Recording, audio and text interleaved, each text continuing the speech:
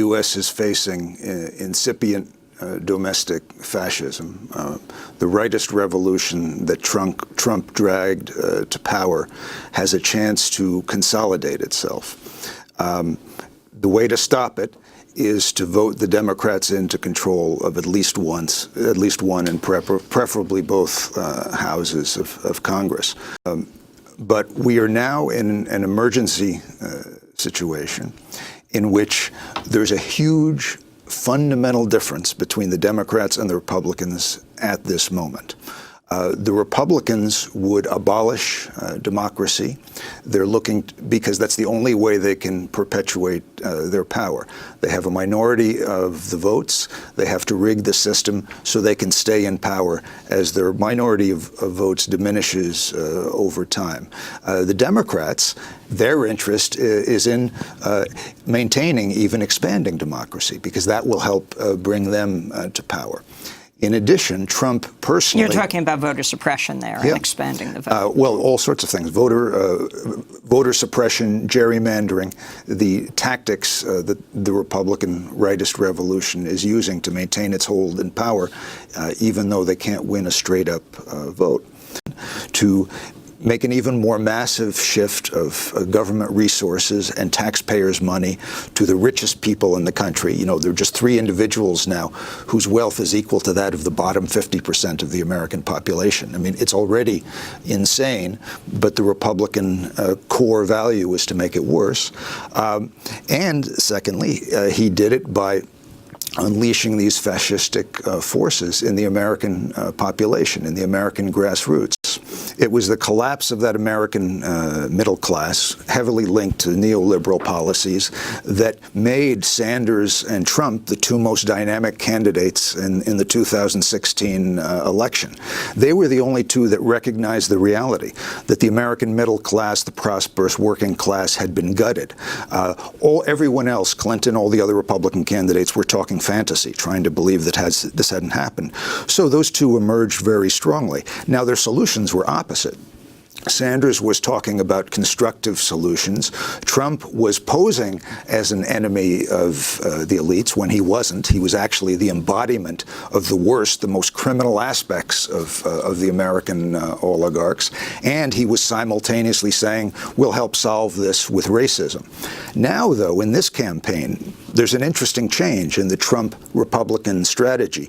They've dropped the punch the elites in the nose part, and they're running on the straight-up racism, the anti-immigrant hysteria. There's really nothing else there. It's important to note that the immigration issue itself is phony. It's a complete fake. If you're actually looking at facts, there is no immigration issue. Some of the Republicans issued what was called their autopsy report, where they said, we have to drop this anti-immigrant stuff. We have to move closer to the Latino population if we want to have any chance of gaining a majority of the votes at some time in the future. But Trump came in and proved Hannity and the autopsy report to be incorrect. Trump had a deeper understanding of the American population, the American white population, and the resonance of racism and nativism in this country. Trump said, no. Screw that. We're going to go straight out attack against non-whites, against Muslims, against Mexicans, etc., etc. His party had already recognized that the whole thing was fake, but Trump saw something true about the way that there are elements within people, the worst, most vile, most bestial elements. They exist in every person. I mean, every major religion has noticed and talked endlessly about this fact since the beginning of human civilization. Everybody has bad, has evil within them.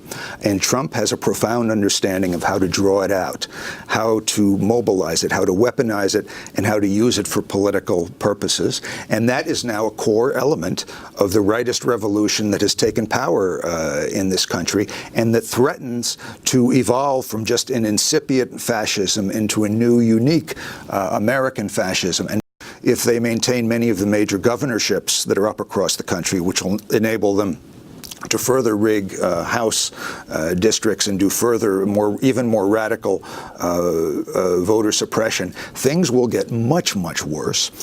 Trump's ability to incite at the grassroots level racist violence will go from just a few isolated incidents, which is what we have now, into the possibility of actual organized forces, paramilitaries. And up till now, the Supreme Court has been, in an ambiguous way, something of a check because of the ambiguous position of Kennedy.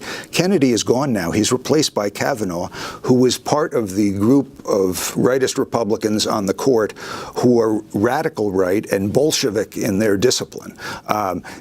Anything that the Republican Revolution wants to do, this Supreme Court will rubber stamp it. And that's new. That's new as of just X number of weeks ago. Logical culmination of Trump's current immigration push, as you noted earlier, which includes the idea of presidential fiat to amend the Constitution, which, by the way, could be accepted by the Kavanaugh Court.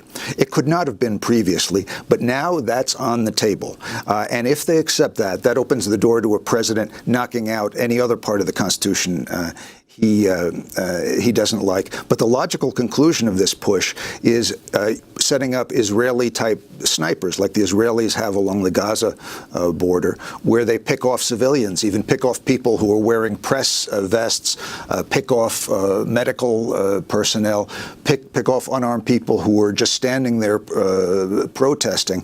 That's, if you look at Fox News and their demand, their pressure for actually opening fire on the border, that's the logical next step. We've got to stop it. But if you want that kind of change, if you want change on something that profound, you've got to stop the dismantling of what democracy we have in this country. You've got to stop the rise of incipient fascism. And to do that tactically, you've got to go out and mobilize for the Democrats.